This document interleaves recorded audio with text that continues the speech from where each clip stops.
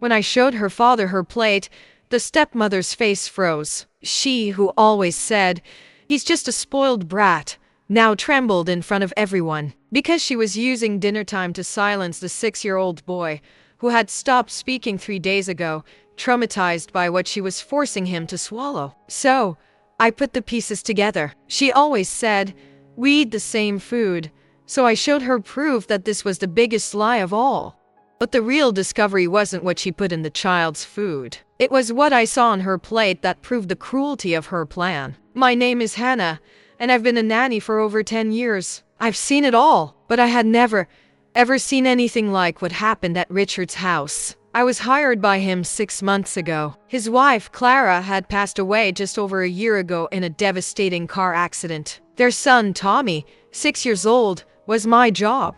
Tommy was a sweet boy, but broken by grief. Richard was a good man, a good father, but work consumed him and grief blinded him. He just wanted life to go back to normal. And that's when Veronica came in. 3 months after I started, he got married again. Too fast, in my opinion. And Veronica was perfect. Perfect blonde hair, perfect white smile, perfect sophisticated dinners. She was too perfect. Tommy and I formed a strong bond. I was the only person who still talked to him about his mom. He had a teddy bear she gave him, Protector.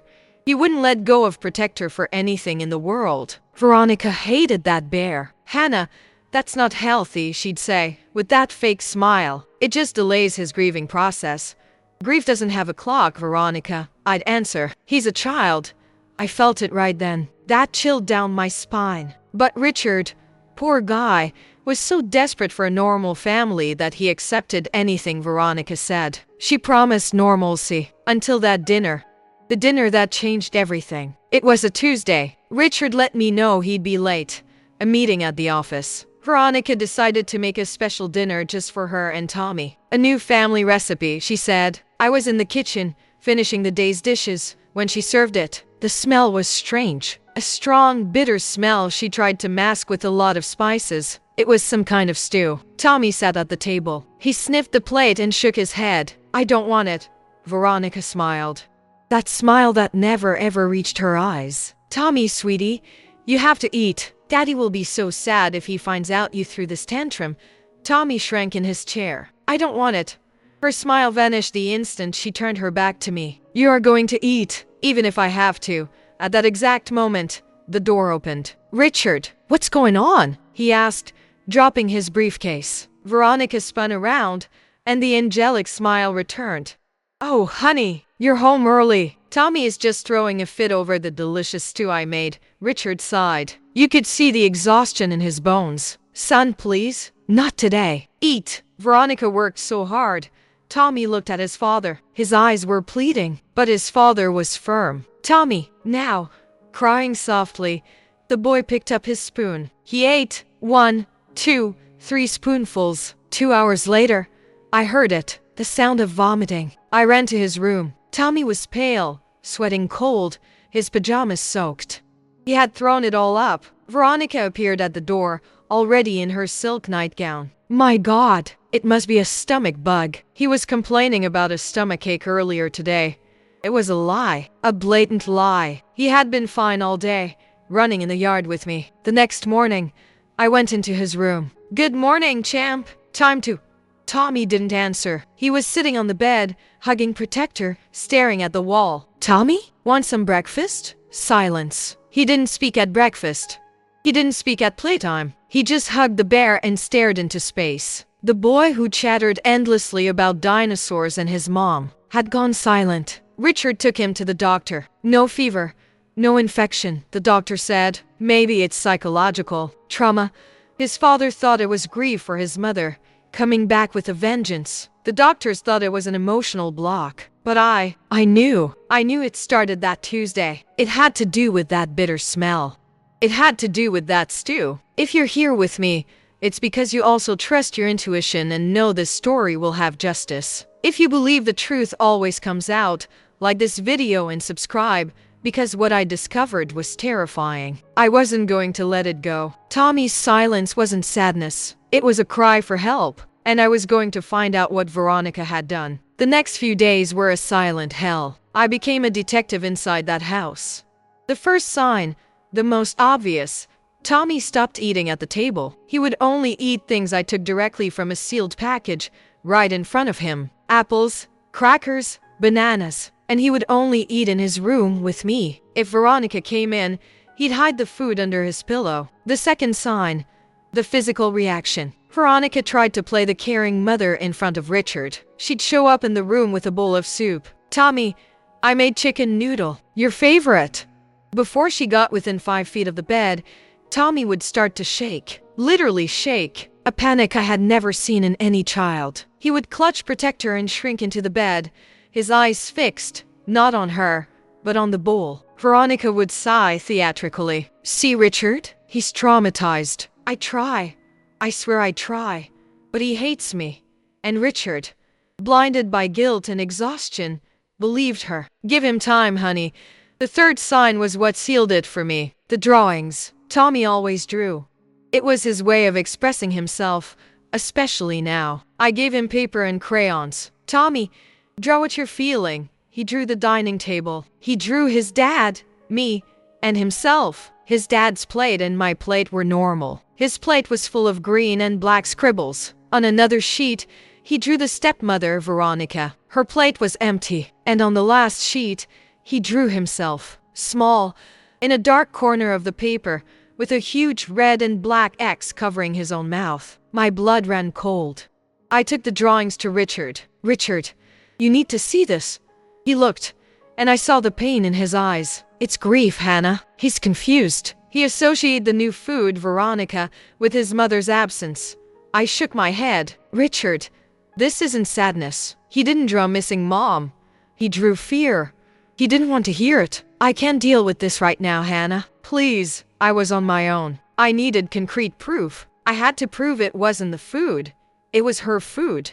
On Thursday, Veronica made mac and cheese. A simple dish. She served Tommy. He, of course, refused to touch it. "See, Richard? He won't eat anything I make. Nothing." Richard got up from the table to answer his phone, frustrated. It was my chance. In front of Veronica, I took Tommy's fork. She turned pale. I took a big bite from his plate. I chewed slowly. It tasted normal. Mac and cheese. I looked at Tommy. He was staring at me, terrified, as if I had just jumped off a building.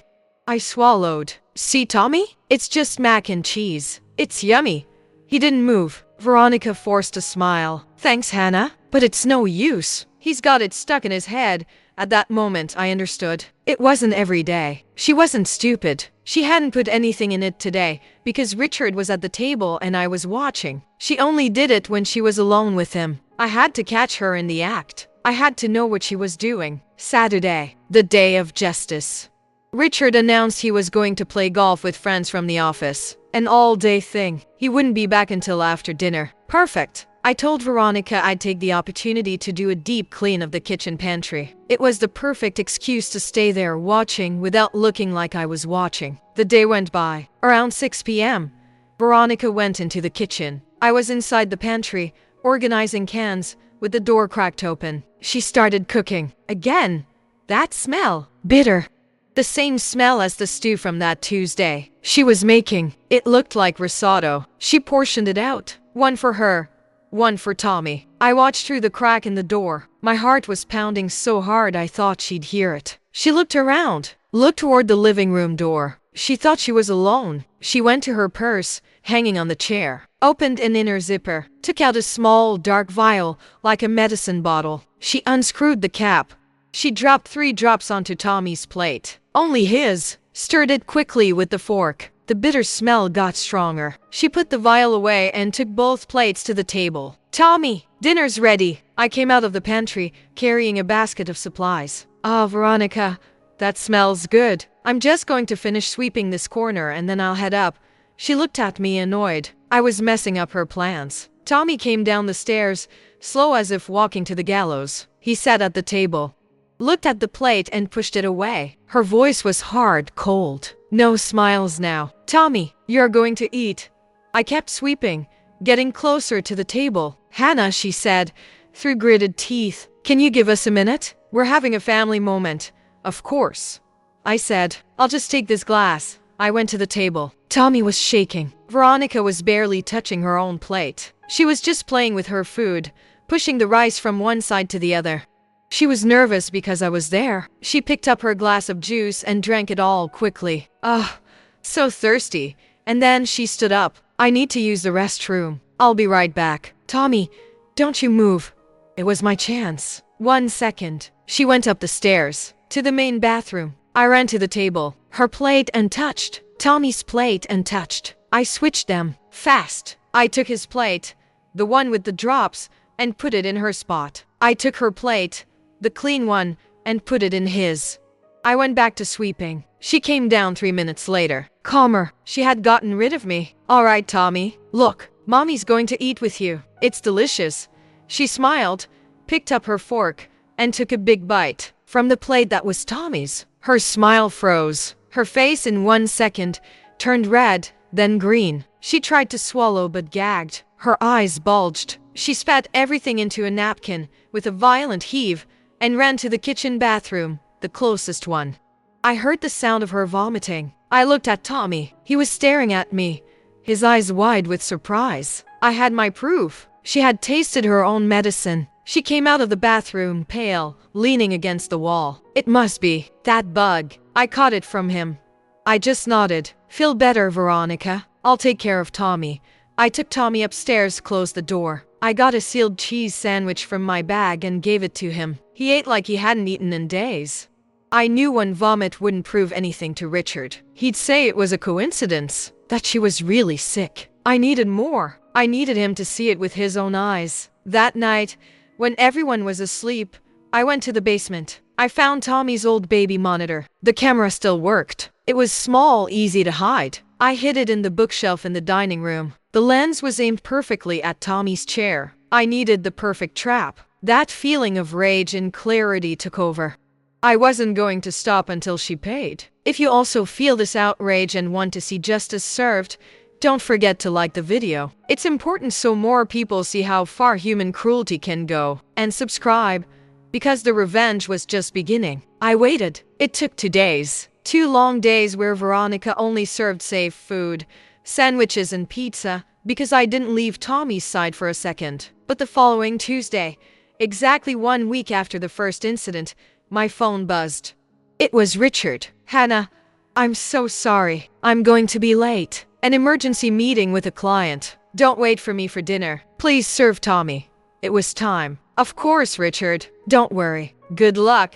Veronica, who heard the call from the living room, smiled at me. Don't worry, Hannah. I'll take care of his plate myself. You can go rest. Her plan was back on. Thanks, Veronica. I'll just go tidy up his room. I ran to the room. I turned on the baby monitor camera and connected it to my phone. I put the phone in my apron pocket, with the screen on. Veronica went to the kitchen. I waited. She brought the plate. Again, that bitter smell. She put it in front of Tommy's empty chair, and the door opened. Richard, damn it. The plan was going to fail. I managed to leave early. The client canceled. Veronica almost dropped the plate, but she recovered quickly. Honey, that's wonderful. Sit down. I made your favorite. She ran to the kitchen and served the plate for him, a clean plate, of course. They sat. Tommy came down, saw them both at the table, saw the plate, and froze. Richard looked at Tommy, the frustration returning. Son again? For God's sake, eat. I had to get Richard out of there. I needed her to be alone with him. I grabbed the pitcher of grape juice from the fridge. Richard, want some juice? It's so hot today. I went to pour it, and as my arm passed over him, I tripped the entire pitcher. The cold purple grape juice spilled all over his wide dress shirt. Oh my God. Richard, I'm so sorry. I'm so clumsy. How embarrassing. He jumped out of his chair. Damn it, Hannah. This shirt is new. Veronica shot me daggers. She knew I had ruined her dinner. Richard, honey, she said impatiently. Go change quick, before it stains. I'll handle Tommy. He huffed. I'll be right back. And Tommy, he pointed his finger. I want to see that plate clean when I get back. He stormed up the stairs. The camera in my pocket on my phone was recording. Veronica waited for the sound of his footsteps to disappear upstairs. Her smile vanished. Her face transformed. She leaned over Tommy. Her voice was a venomous whisper, which the camera picked up perfectly. Listen to me, you useless little brat. You are going to eat every last grain of this rice. And if you open that filthy mouth of yours to say anything, if you dare tell your father, I swear, I'll do to him what I did to your stupid bear. Tommy's eyes went wide and he looked, in panic, toward his bed in the corner of the room. Protector? Where was Protector? Veronica laughed. A short, cruel laugh. Looking for this? She reached into her apron pocket and pulled out the teddy bear. The bear was torn, its neck, and missing an eye. I told you to obey. I warned you. Now, eat, or the next one to disappear is your father. She grabbed the spoon, filled it, and forced it into Tommy's mouth. The boy gagged, tears streaming down his silent face. I had it. I had everything. The threat, the coercion, the confession of psychological torture with the bear, and the proof of the poisoned food. I stepped out of the kitchen shadows. Veronica. She spun around, terrified. Pure hatred filled her face when she saw me. Richard was coming down the stairs, already in another shirt. What is going on? What's all this shouting? Veronica changed. Like a chameleon, she started to cry. Crocodile tears. Richard, thank God. This crazy nanny. She's threatening Tommy. She's trying to frame me. She wants my place. I calmly walked to the dining room door and locked it. Hannah, what is this? Open this door, Richard yelled. I took my phone from my pocket. Sit down, Richard. The three of us need to see something. I'm not watching anything. You're fired. Open the door. Sit down, Richard, or I'm calling the police right now. He saw it. He saw in my eyes that I wasn't kidding. He sat. Veronica was screaming. She's gone crazy. Richard, she's kidnapped us. Help! I ignored her screams. I went to the modern TV in the dining room, mirrored my phone screen, and pressed play. The room fell silent. Veronica's venomous voice filled the air. You useless little brat. If you tell your father, I swear, I'll do to him what I did to your stupid bear. The image of the torn protector. The scene of the spoon being forced into Tommy's mouth. Richard turned white as a sheet. He couldn't breathe. He looked from the TV to Veronica. She stopped crying. Her face was pure hatred. She knew she had lost. Richard stood up. His voice was a thunder I had never heard. What did you do? That's not all, Richard, I said calmly. She's been doing this for weeks. The stew, the risotto. She put something in his food. Something that makes him vomit. Something that traumatized him to the point of silence. It's a lie, she screamed, desperate. She edited it. It's fake. Prove it. I smiled. Remember the kitchen trash I said I was going to organize on Saturday, Veronica? I went to the laundry room closet, where I had saved the evidence. The trash bag from that Saturday. You were careless. In your panic to throw up, you threw the vial away. Here. I threw the small, dark vial onto the dining table. The label was clear, crisp, super concentrated laxative, veterinary use, dangerous in humans. Richard grabbed the bottle. He read the label. He looked at his wife. Veterinary. You were drugging my son? Veronica fell apart. She confessed everything, right then and there. She hated Tommy, hated that he was the shadow of Clara, the dead wife. She wanted him to seem unstable, psychologically sick, so Richard would put him in a clinic. That way she'd have the husband and the money all to herself. The laxative wasn't meant to kill. It was meant to cause pain, nausea, cramps, and panic. It was meant to traumatize. Richard didn't wait. He picked up his phone and called the police. While he was on the phone with the dispatcher, his voice breaking, I went to Tommy. He was still in the chair, huddled. I took the torn protector from the hands of Veronica, who was weeping on the floor. I knelt in front of Tommy. It's over, champ. It's over. She won't hurt you anymore. Never again. He looked at me. Then he looked at Veronica being handcuffed and led away by the police. He got down from the chair, came to me, and hugged me with all the strength that little 6-year-old body had. And for the first time in 3 weeks, I heard his voice, a whisper in my ear. Thank you, Hannah. I cried. His father cried. Justice had been served. That night, I learned that the truth doesn't need a loud voice. Sometimes it's hidden in a child's silence and in what a villain thinks no one is watching. Richard apologized to me a million times for not seeing it. He and Tommy are in therapy together now. And Protector? I stitched his eye back on. He's good as new. Back on duty. Silence can be deafening, but the truth is always louder. Protecting a child isn't a job. It's a duty. We all have stories about intuition. Stories about that feeling in the pit of your stomach that tells you something is deeply wrong, even when the whole world tells you you're crazy or overreacting. I want to know your story. What was the time your intuition screamed the loudest and you decided to listen? What happened when you trusted it? Leave your story here in the comments.